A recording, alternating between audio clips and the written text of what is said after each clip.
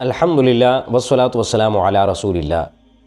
السلام علیکم ورحمۃ اللہ وبرکاتہ۔ بسم اللہ الرحمن الرحیم۔ اہل بیت اطہار اور صحابہ کی جو آپس میں محبت تھی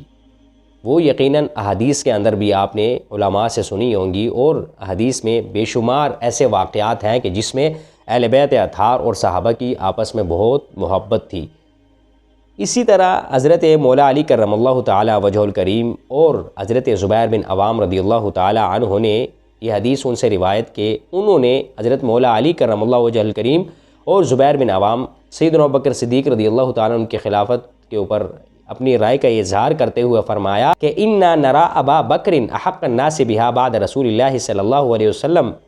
کہ یہ فرماتے ہیں کہ بے شک اللہ کے رسول صلی اللہ علیہ وسلم لوگوں میں سے سب سے زیادہ خلافت کے جو حقدار ہیں وہ حضرت ابوبکر صدیق رضی اللہ تعالی عنہ ہیں، اور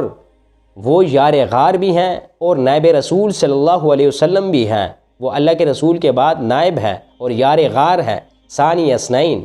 حدیث میں ثانی اثنین کے الفاظ بھی موجود ہیں جو مولا علی کرم اللہ تعالی عنہ وجہ الکریم نے فرمائے ہیں۔ وہ فرماتے ہیں کہ ہمیں حضرت ابوبکر صدیق رضی اللہ تعالی عنہ کے بزرگی اور ان کے ایمان اور ان کی پاکدانی پر پختہ یقین ہے، اور اللہ کے رسول صلی اللہ علیہ وسلم نے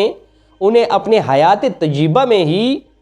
امامت پر معمور فرما دیا تھا۔ یہ مولا علی فرما رہے ہیں، مولا علی کرم اللہ تعالی وجہ الکریم فرما رہے ہیں۔ یہ محبت ہے صحابہ اکرام کی آپس میں۔